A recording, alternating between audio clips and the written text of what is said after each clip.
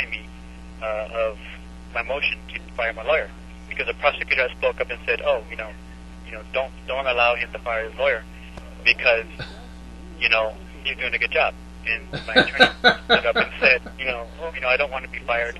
And the interesting thing was this whole thing was set up ex parte, which I didn't understand what that meant exactly fully at the time. Ex parte was supposed to be without the prosecutor. But when we started in, the judge asked if it was okay for the prosecutor to stay. And I'm thinking, they're screwing me left and right anyway. It doesn't matter what I say. So I'm like, sure, whatever, go ahead.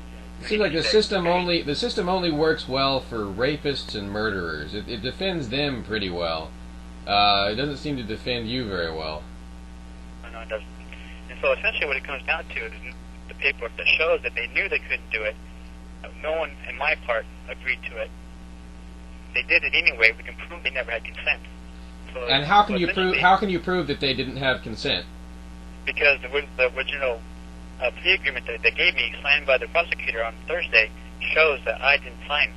Yeah. There's no signature on my part, and they can't. Right now, has this document been put out? Is it on the public record? It should be somewhere on the court files. Obviously, it's going to be in Maine because that's where they had the hearing. I got my paperwork out, and it's getting routed to Joe Haas as we speak, so he can make copies and get that in, as our evidence. All right. Now, Reno, in a nutshell, in the next 30 seconds, can you just wrap up any thoughts that you have? Well, this all goes to be very important because essentially, I have to have my lawyer replaced, and since the judge had a hand in it, and if not even can be proven, the judge should be essentially gives me a whole new trial. So what you're demanding is a new trial? Well, I wanted the trial to be on my own in the first place. I had nothing to do with the conspiracy.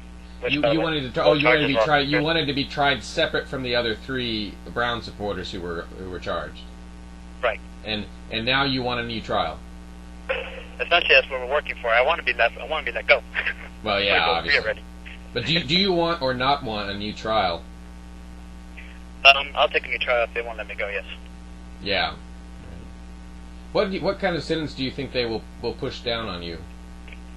That's open for debate because some people are saying, "Oh, you'll be out, time served," and other people are saying, "Wow, they're going to smoke you just like Jason." Yeah. Can you still hear me? Can you still hear me? I think that gets 10 years. Yes. Okay. Any other thoughts, Reno? Okay. Well, I'm not a very good conduit for getting out legal type stuff and complicated things. I'm a sort of like a TV broadcast. It's about trying to summarize things and get them succinct. And so I'm not very good for what you're doing. I'm not a very good medium, but I'll do my best to try and get out much of what you had to tell me today. I know it's complicated. I know it's frustrating.